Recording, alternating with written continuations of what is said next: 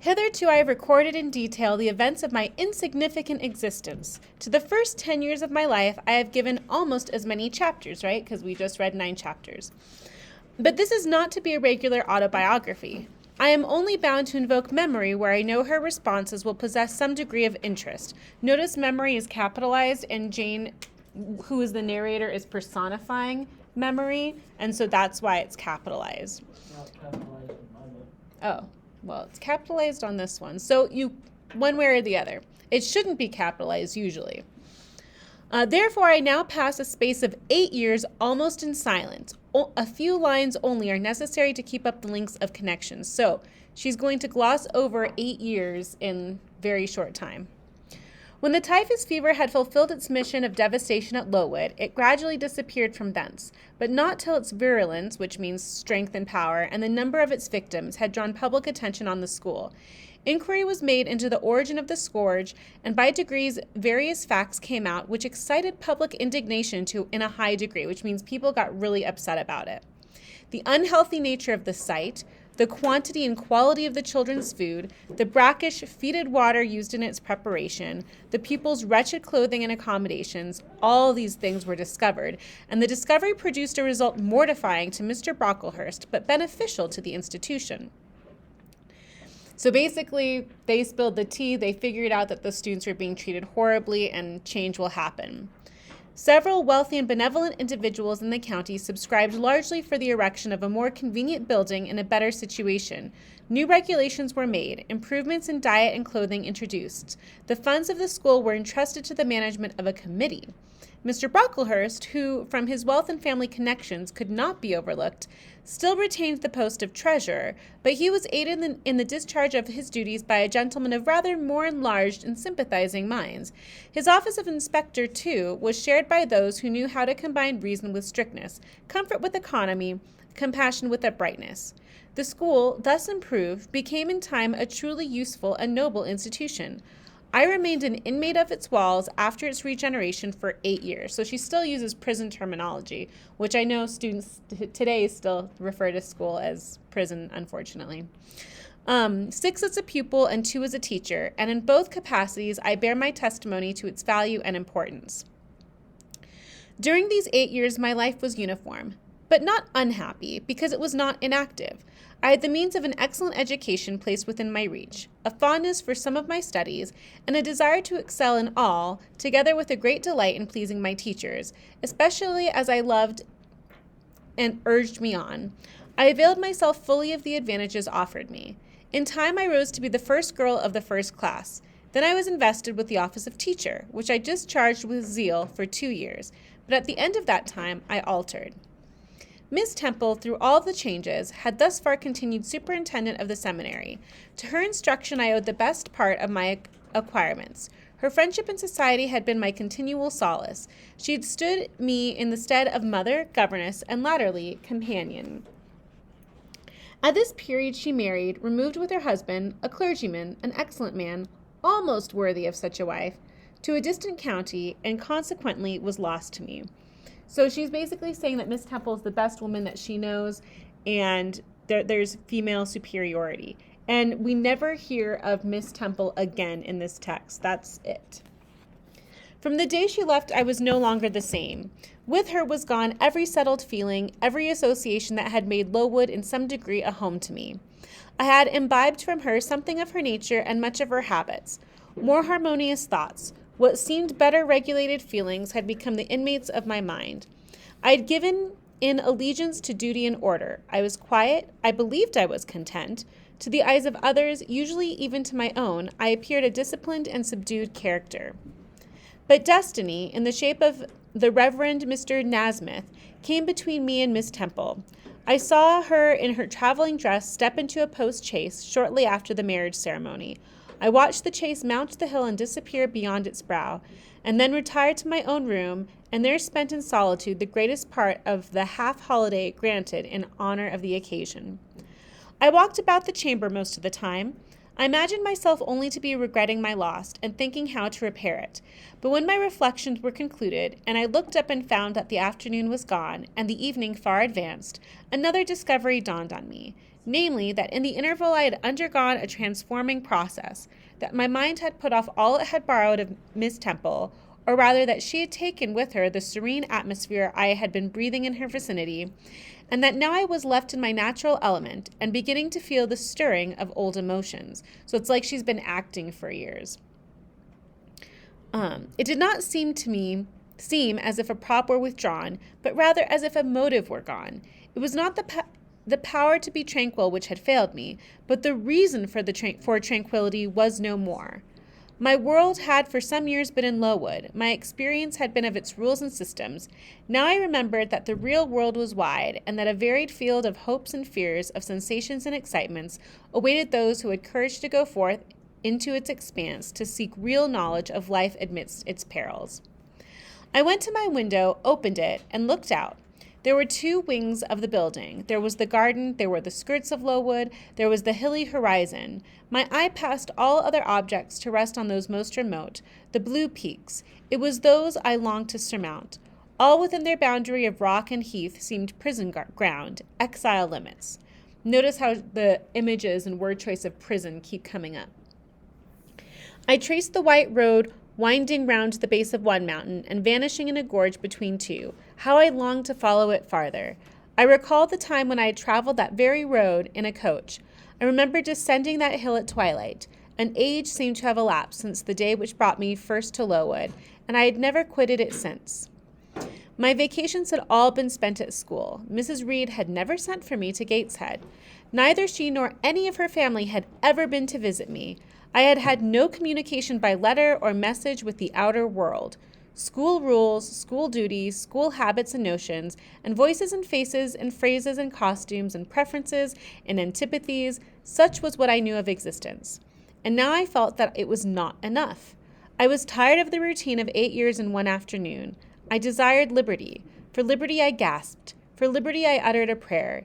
It seemed scattered on the wind then, faintly blowing. I abandoned it and framed a humbler supplication for change, stimulus. That petition, too, seemed swept off into vague space. Then I cried, half desperate, grant me at least a new servitude. Here a bell, ringing the hour of supper, called me downstairs. I was not free to resume the interrupted chain of my reflections till bedtime. Even then a teacher who occupied the same room with me kept me from the subject to which I longed to recur by a prolonged effusion of small talk. How I wished sleep would silence her. It seemed as if, could I but go back to the idea which had last entered my mind as I stood at the window, some inventive suggestion would arise for my relief. Miss Gryce snored at last. She was a heavy Welshwoman, and till now her habitual nasal strains had never been regarded by me in any other light than as a nuisance. Tonight I hailed the first deep notes with satisfaction. I was debarrassed of interruption. My half-effaced thoughts instantly revived. So in this time period, teachers could only be teachers if they were not married. As soon as you got married, you could not teach anymore. A new servitude. There is something in that, I soliloquized, mentally, be it understood. I did not talk aloud. I know there is, because it does not sound too sweet. It is not like such words as liberty, excitement, enjoyment, delightful sounds truly, but no more than sounds for me. So hollow and fleeting it is, mere waste of time to listen to them. But servitude, that must be matter of fact. Anyone may serve. I have served here 8 years. Now all I want is to serve elsewhere. Can I not get so much of my own will? Is not the thing feasible? Yes. The end is not so difficult. If I only had a brain active enough to ferret out the means of attaining it. So she's trying to figure out where else can she go and be a servant, and what type of servitude does she want. I sat up in bed by way of arousing this said brain. It was a chilly night. I covered my shoulders with a shawl, and then I proceeded to think again with all my might.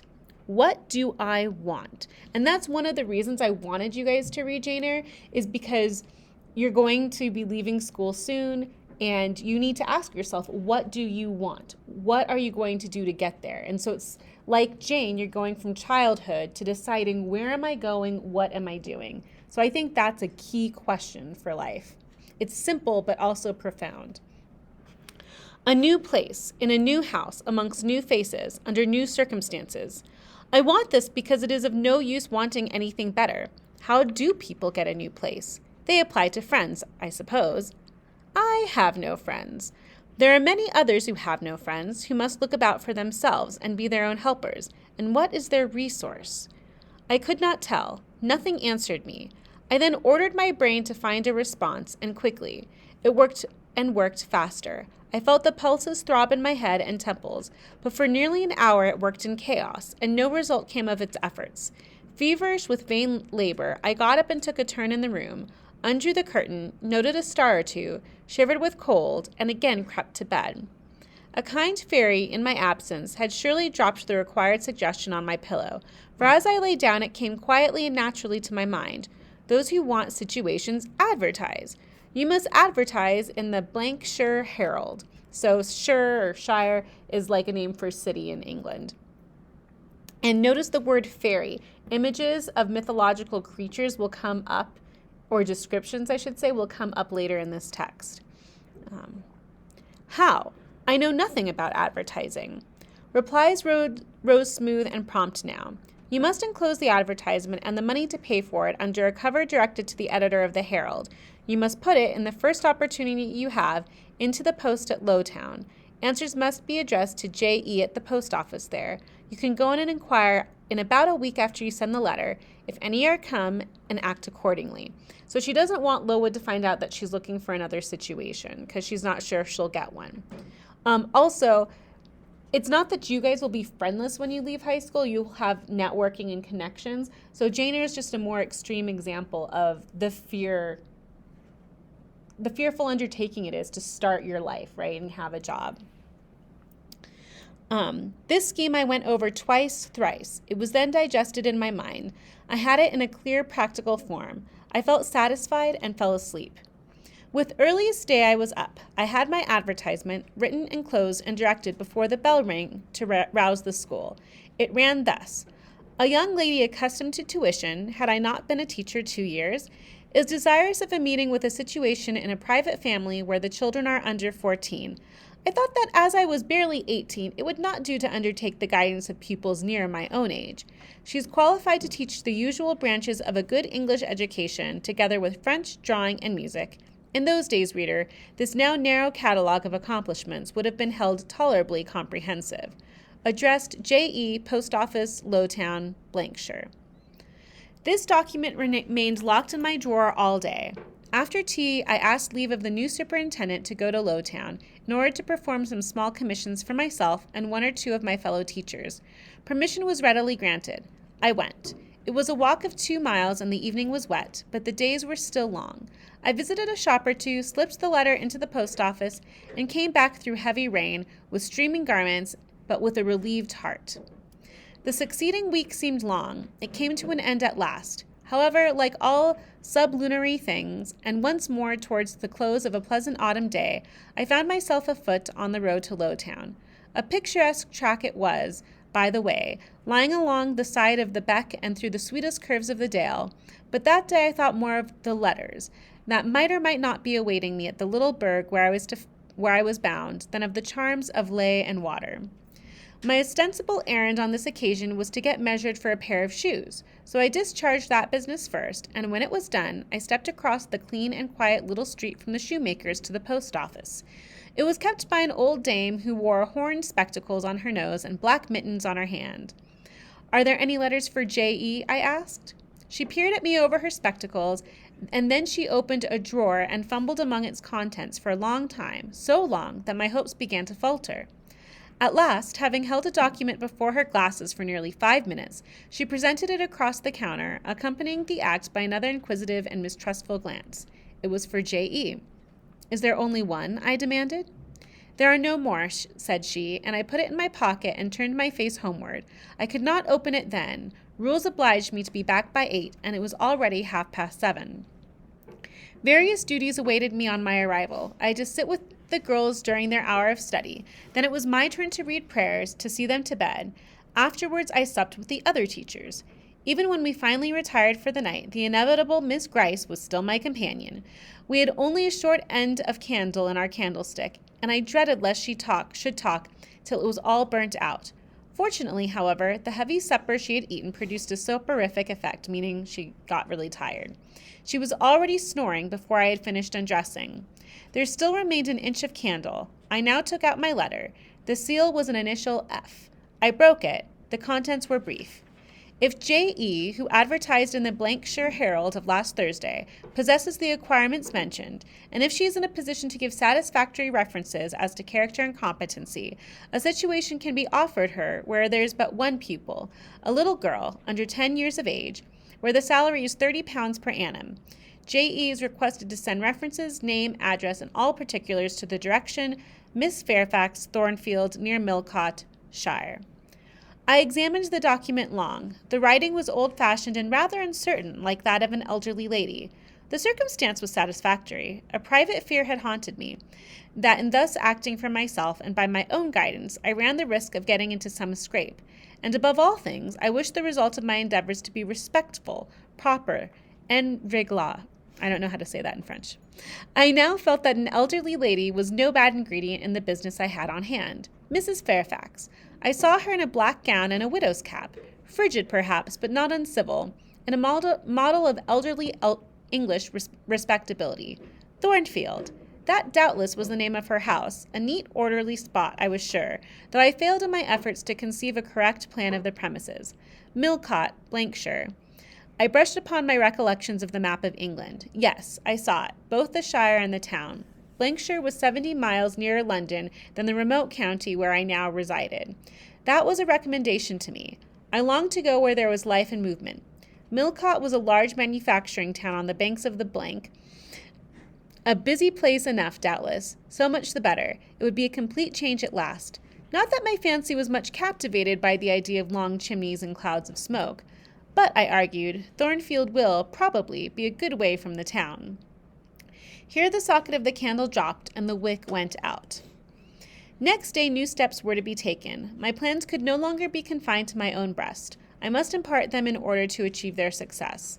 Having sought and obtained an audience of the superintendent during the noontide recreation, I told her I had a prospect of getting a new situation where the salary would be double what I now received, for at Lowood I only got £15 per annum, and requested she would break the matter for me to Mr. Brocklehurst, or some of the committee, and ascertain whether they would permit me to mention them as references.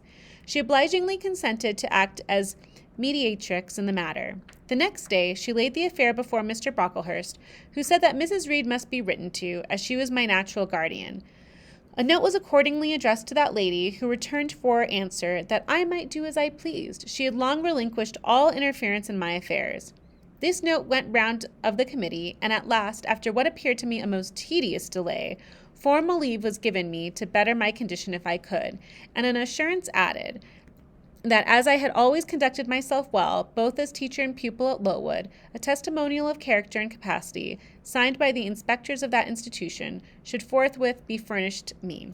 So it's kind of harsh. Like, Mrs. Reed still is like, I don't care about you, do whatever you want, even after 8 years of not interacting with her.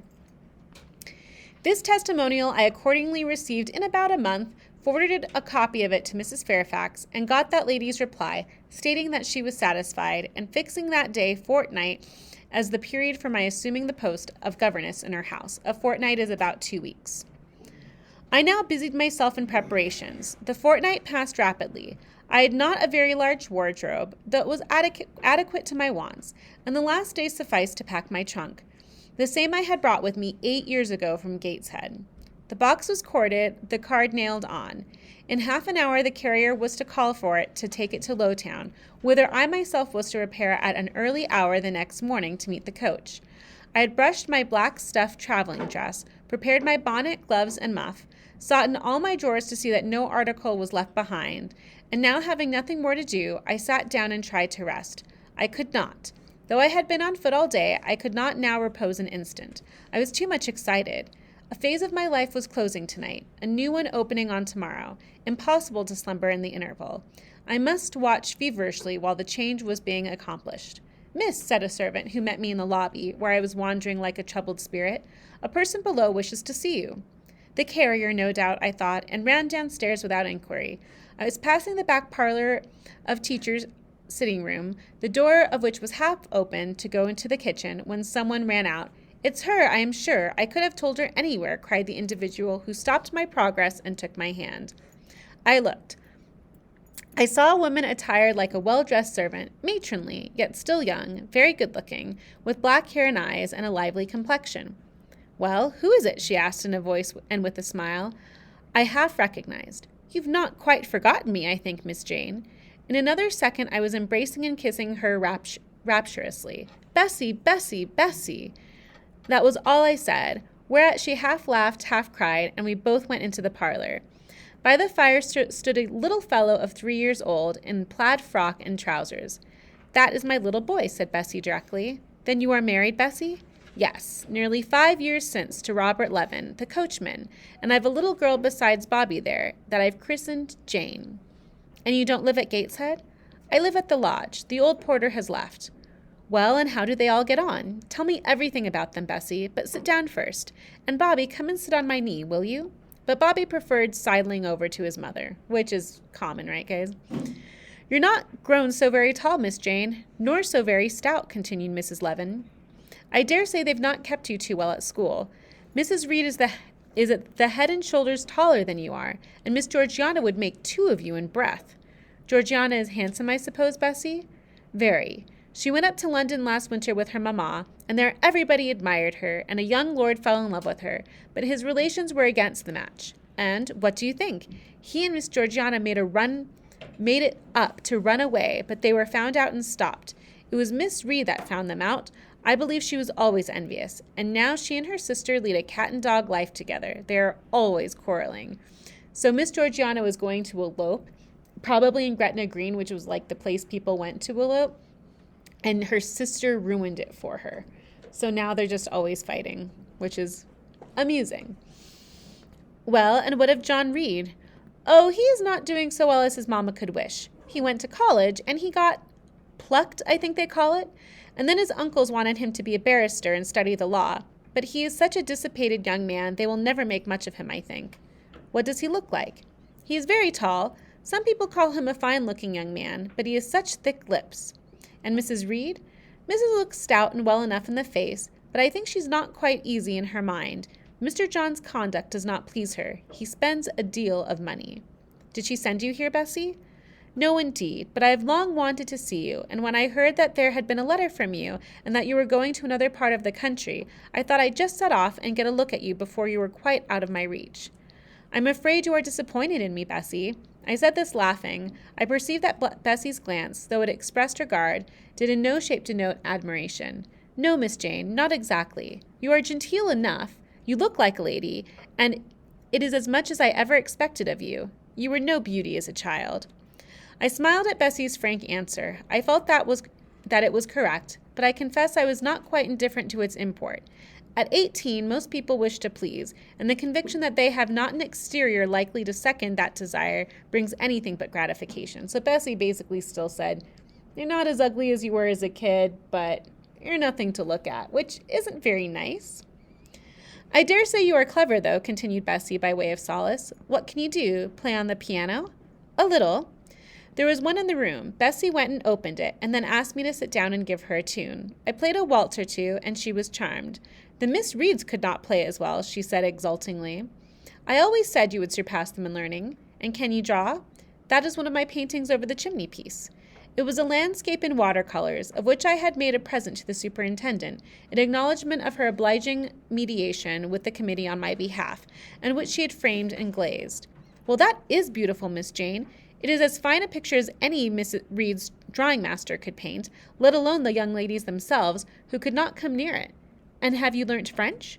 "Yes, Bessie, and I can both read it and speak it." "And you can work on muslin and canvas?" "I can."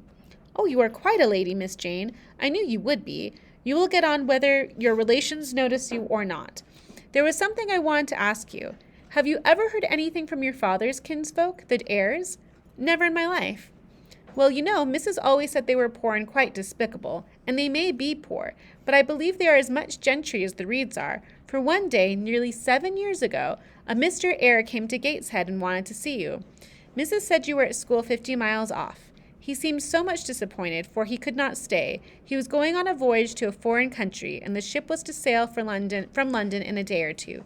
He looked quite a gentleman, and I believe he was your father's brother. So that's really important about Mr. Eyre. What foreign country was he going to, Bessie?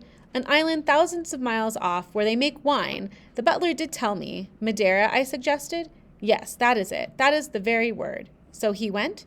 Yes, he did not stay many minutes in the house. Mrs. was very high with him. She called him afterwards a sneaking tradesman. My Robert believed he was a wine merchant. Very likely, I returned, or perhaps a clerk or agent to a wine merchant.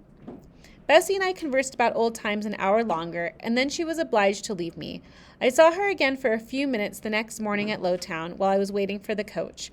We parted finally at the door of Brocklehurst Arms there. Each went her separate way. She set off for the brow of Lowood Fell to meet the conveyance which was to take her back to Gateshead. I mounted the vehicle which was to bear me to my new duties and a new life in the unknown environs of Millcote.